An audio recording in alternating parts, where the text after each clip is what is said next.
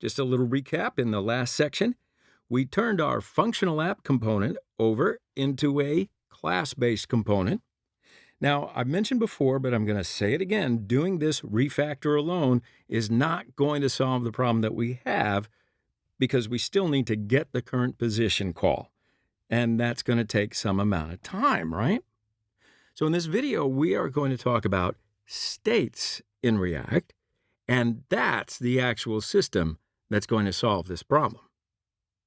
So why don't we start by talking about states? These are the rules of the state system in React. First, state is only usable with class-based components, which is what we just created one lecture ago. So we've got that. Check. State is a JavaScript object that contains a certain amount of data that is relevant to a singular component. Now, in our case, we would have one state property that is relevant to our app component, and the one that we care about in our app component is the user's current latitude, which we will get out of that position object. We don't actually care about the entire position object. The only one that we care about inside of here is that latitude. So, with the state system, we create a JavaScript object that is going to contain some amount of data that is strictly relevant to our component that we're working on. Okay. Next item. Updating states or updating properties inside this JavaScript object on a component will cause our component to re-render. And that's going to solve one of the issues that we ran into back over there. Now, remember that we want to somehow show our component on the screen when our application first starts up, and then some amount of seconds, when we get the results of geolocation, we will then somehow get our component to render itself and update the content that's showing on the screen.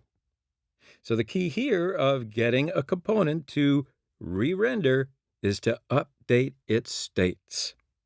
In other words, if we want to get a single component to update itself, we will update its states. All right. Next, the state must be initialized when a component is first created. So the state is going to contain some amount of information that is relevant to a component. So for this reason, when we first create the component, we have to initialize our state. That makes sense? So the last item is so very important. Again, last but not least, right? A state property can only be updated using the function setState.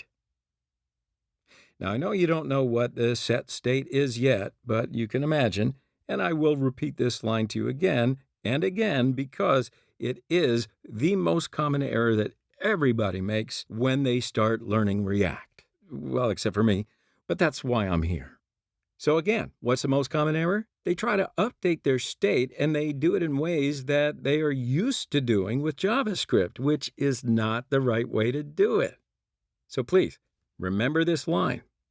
We're only updating state using the function setState. All right.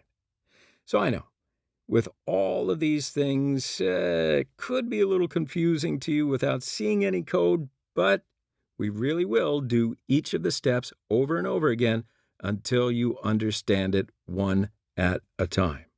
So, why don't we take a break, and then in the next section, we're going to start to implement state into our app component. I'll see you on the other side.